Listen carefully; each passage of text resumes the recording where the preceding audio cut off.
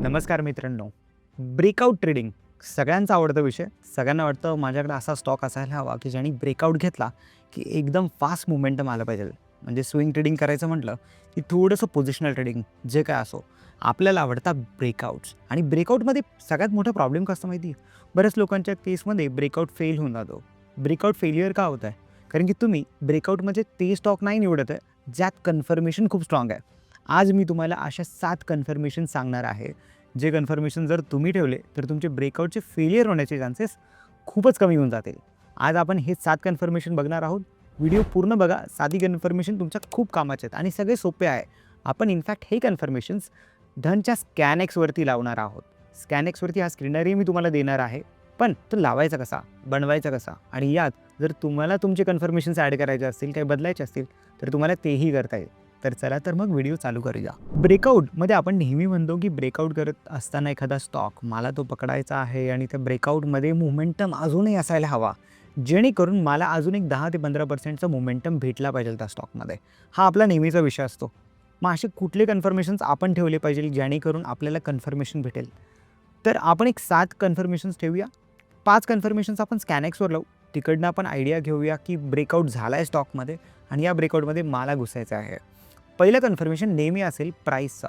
प्राईसनी गेल्या एका महिन्याचा हाय तोडला पाहिजे. म्हणजे मागच्या महिन्यात जो काय हाय असेल, या स्ट्रॅटेजीला बरेच लोकं म्हणतात, की गेल्या 20 दिवसाचा हाय. तो 20 म्हणजे एका महिन्यात साधारण 20 ते 22 ट्रेडिंग सेशन असतात. आपण स्कॅनएक्सवरती एका महिन्याचा हाय ब्रेक झालेले स्टॉक शोधू शकतो. म्हणून पहिली कंडिशन आपली असेल प्राईस ही 20 डे हाय ब्रेक करते किंवा 1 मंथ हाय ब्रेक करते. तर पहिली कंडिशन प्राईस ब्रेकिंग 1 मंथ हाय हा असेल. दुसरा कन्फर्मेशन आपला असेल व्हॉल्यूम. हा त्याच्या ॲव्हरेज व्हॉल्यूमपेक्षा 2 टाइम्स जास्त आहे. आपल्याला व्हॉल्यूम कन्फर्मेशनशिवाय ब्रेकआउट किती स्ट्राँग आहे हे कळणारच नाही. म्हणजे पार्टिसिपंट्स इंटरेस्टेड आहे का नाही हे व्हॉल्यूमनेच कळणार आहे. म्हणून व्हॉल्यूम आपलं दुसरं कन्फर्मेशन असेल. तिसरं कन्फर्मेशन आपलं असणार आहे RSI, जो सगळ्यांचा आवडता इंडिकेटर आहे, मोमेंटम इंडिकेटर आहे. RSIची व्हॅल्यू 60च्या वर असायला हवी. हे आपलं तिसरं कंडिशन असणार आहे. चौथं कंडिशन आपलं असणार आहे EMAवरती. 20 आणि 50 EMAचा क्रॉसओव्हर आहे आणि 20 EMA हा 50 EMAच्या वर आहे. कारण की आपण स्ट्रेंथ आयडेंटिफाय करतोय. हेही आपल्याला कळायला पाहिजे. कारण की हा स्टॉक 20 आणि 50 EMAच्या वर आहे हे बघायचं. नाही तर गेल्या एका महिन्याचा हाय तो ब्रेक झाला, पण EMAच्या वर आहे का नाही हे माहिती नाही आहे. तर आपण तेही ठेवूया. कारण की 50 EMAच्या वरती चांगले स्टॉक्स असतात. प्लस तो 20 EMAच्या वर आहे म्हणून शॉर्ट टर्म त्याच्यात बुलिशनेस अजूनही इंटॅक्ट आहे. हे आपल्याला त्यातनं कळेल.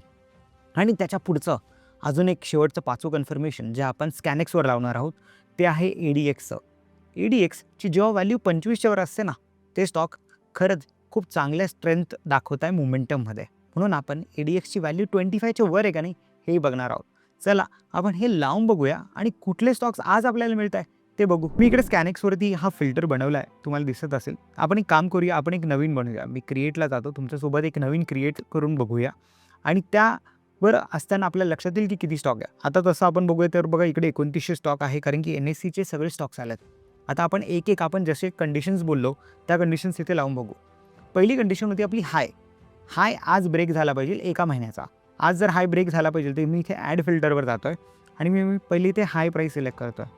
पहिले आपण काय सिलेक्ट करतो की हाय ब्रेक झाला पाहिजे. म्हणून मी हाय प्राईसला जेव्हा ॲप्लाय करतो, मला इकडे जाऊन त्याच्यात कंडिशन सेट करायला लागेल. क्लिक करून मी ॲडव्हान्सवरती जातोय आणि ॲडव्हान्सवरती म्हणतोय की मोर दॅन.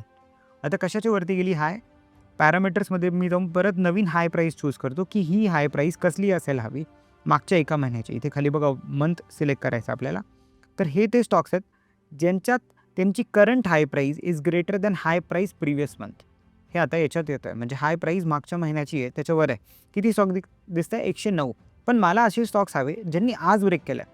म्हणजे काल काय असेल? काल त्यांची ही जी हाय प्राईस आहे मागच्या महिन्याच्या हाय प्राईसच्या खाली होती. हे आपल्याला लावावं लागेल, जेणेकरून कळेल की नक्की आज कुठल्या स्टॉक्सनी हाय ब्रेक केला. म्हणून मी परत ॲड फिल्टर्स करून हाय प्राईसला जातो. ॲक्च्युली ही एकच कंडिशन आहे, पण आपण याला स्कॅनएक्समध्ये अशा पद्धतीने लावतो आहे जेणेकरून मला कळेल की हे आज घडलं आहे. आता मी ते काय करतो बघा, इथे करंट कॅन्डल दिसते. मागच्या याच्यात पण तुम्हाला जेव्हा मी क्लिक करून दाखवतो तर हे डे म्हणजे काय डेली टाईम फ्रेम आणि करंट म्हणजे काय आजची कॅन्डल.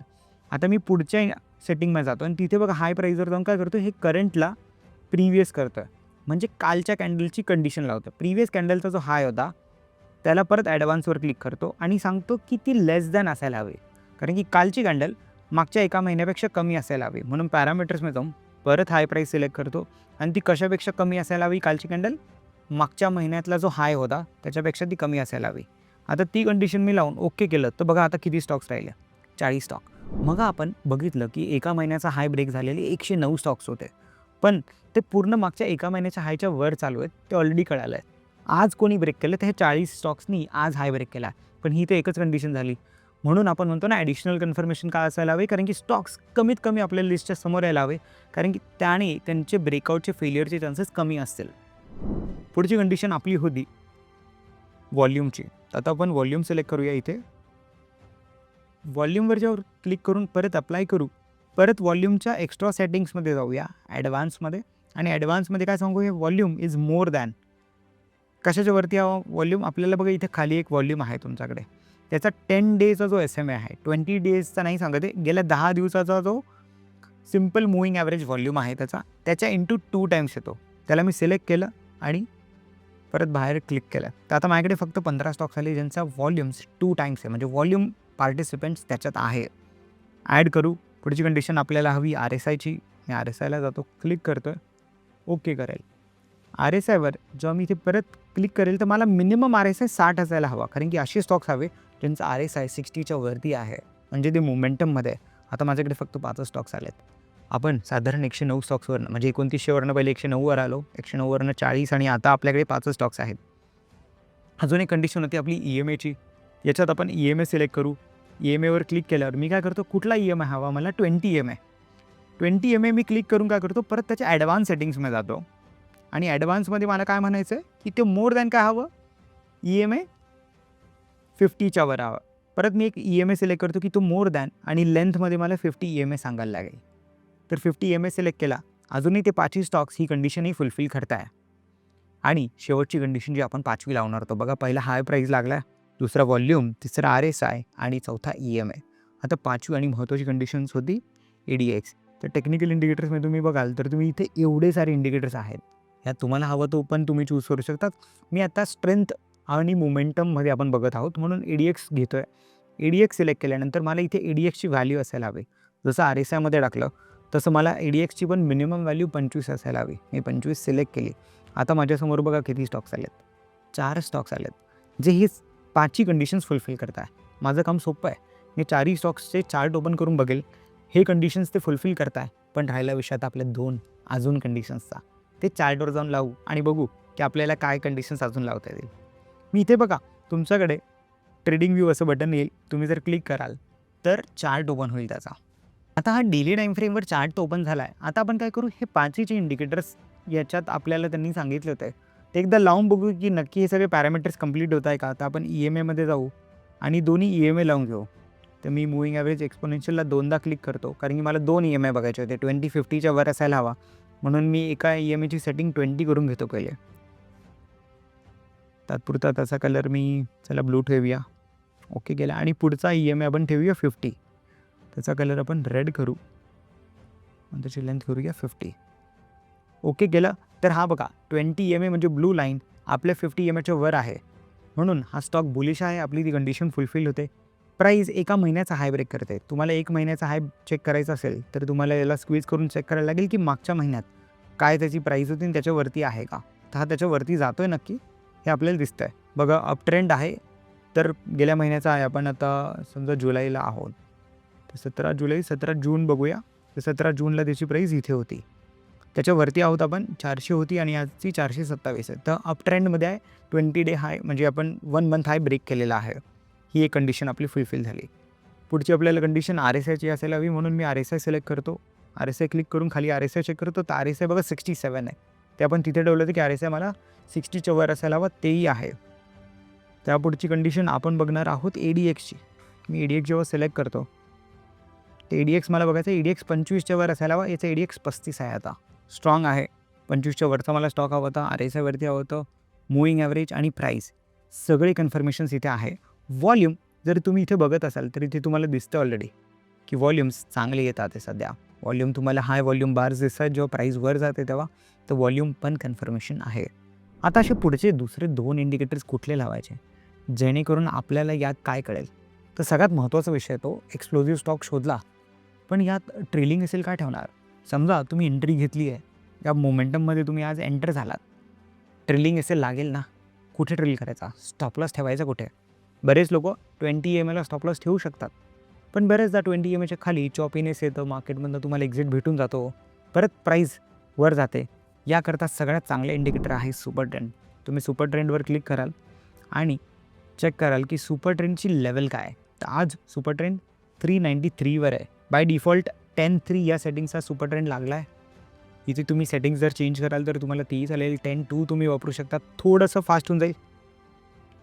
10-2 वापरला तर तुमचा SL 405वर आहे. 10-2 ते लोक वापरतात की ज्याच्यात त्यांना SL थोडा लवकर आणि जवळ असायला हवा. तुम्ही जर थोडे सेफ आणि लाँग टर्म प्लेयर आहात तर तुम्ही 10-3 ही सेटिंग पण वापरू शकतात. तर सुपर ट्रेंड हा नेक्स्ट इंडिकेटर होता आपला 6वा कन्फर्मेशन, जेणेकरून जेव्हा तुम्ही ट्रेड घ्याल तेव्हा तुम्हाला हे कळेल की तुम्हाला तुमचा स्टॉप लॉस कुठे ठेवायचा आहे.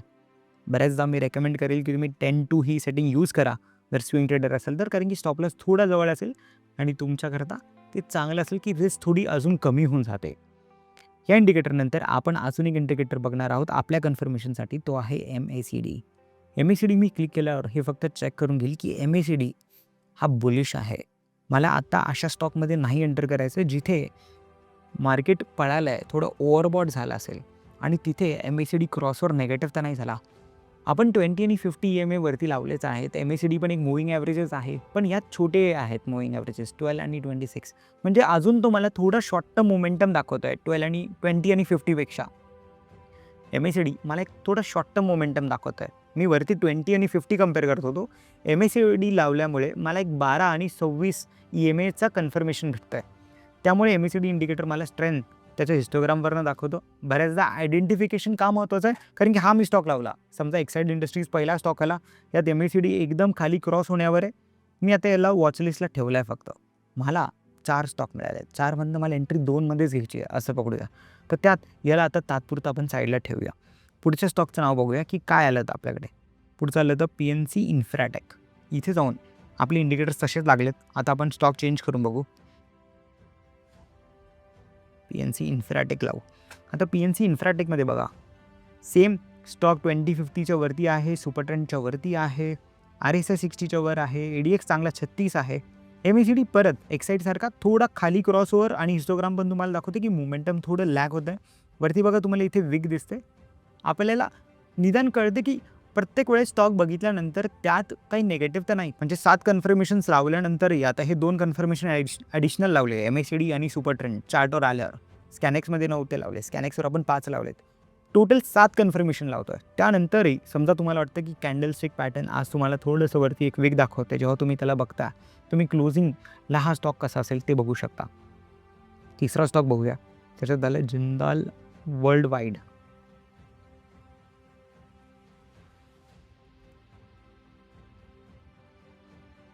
आता यात बघूया, तर यात आणि मागच्या 2 स्टॉक्समध्ये तुम्हाला लगेच फरक जाणवेल. जे ॲडिशनल 2 कन्फर्मेशन लावले त्याने काय फरक पडतो आहे. या स्टॉकची आज प्राईस बघाल तर 3351 आहे. तुमचा RSI मोमेंटममध्ये आहे, ADX 29च आहे आणि MACDने नव्याने क्रॉस केला आहे. 1 मंथ हाय तर ब्रेक केलाच आहे. 20-50 EMAच्या पण वर आहे आणि सुपर ट्रेंड आपल्या 5ही कंडिशन्स फुलफिल झाल्या आहेत. पण आता तुम्हाला कळतं इथे MACDने फ्रेश क्रॉसवर दिलेलं आहे, फ्रेश मोमेंटम दाखवतो आहे आणि प्लस तुमच्याकडे इथं स्टॉप लॉस करता सुपर ट्रेंडही आपण लावला. तर याने एक आयडिया येते की अरे हा स्टॉक्स माझ्याकरता त्या गेल्या 2 स्टॉक्सपेक्षा पण चांगला असू शकतो, कारण की यात आता फ्रेश MACDने बाय सिग्नल दिला. म्हणजे जे छोटे मूव्हिंग ॲव्हरेजेस होते ते आता परत रिएंट्री देत आहे तुम्हाला. तर हे म्हणून चांगलं असू शकतं. यामुळेच आपण हे ॲडिशनल 2 कन्फर्मेशन चार्टवर आल्यावर लावलेत.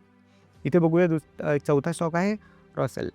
हा स्टॉक सेम जसा मगाचा होता आपण बघितलेला, त्यात जसं झालं तसं RSI वरती आहे, 20-50च्या वरती आहे स्टॉक, अप ट्रेंड दिसतो आहे. ADX जस्ट 26 आहे आणि MACDनी पण जस्ट क्रॉसवर दिलेला आहे. तर आता पहिले 4 स्टॉक्समधनं पहिले 2 स्टॉक्समध्ये तुमचा MACD थोडंसं तुम्हाला मोमेंटम जाताना दिसत होता. याचा आपल्याला थोडा फायदा दिसत होता की बहुतेक मी त्याच्यात एंट्री केली पाहिजे का नाही केली पाहिजे, असं थोडंसं आपल्याला त्याच्यात डायसी वाटत होतं. म्हणजे आपल्याला तिथे थोडीशी शंका येत होती, म्हणून आपण ते स्टॉक्स अवॉइड करू शकतो. याचमुळे हे 2 ॲडिशनल कन्फर्मेशन लावले. तर मित्रांनो, असे आपण 7 कन्फर्मेशन्स बघून हे ठरवतो आहे की एक एक्सप्लोजिव्ह स्टॉक कसा शोधायचा. आता लक्षात आलं की अशा एवढ्या चांगल्या कंडिशन्स लावल्यानंतर का तुमचा ब्रेकआउट फेल होईल का? नाही ना. तर जर हा व्हिडिओ आवडला असेल तर लाईक करा, तुमच्या मित्रांबरोबर शेअर करायला विसरू नका आणि तुमच्या काही क्वेरीज असतात ना, कमेंट करून मला नक्की विचारा. भेटूया पुढच्या व्हिडिओमध्ये. धन्यवाद. Investments in the securities market are subject to market risk. Read all the related documents carefully before investing.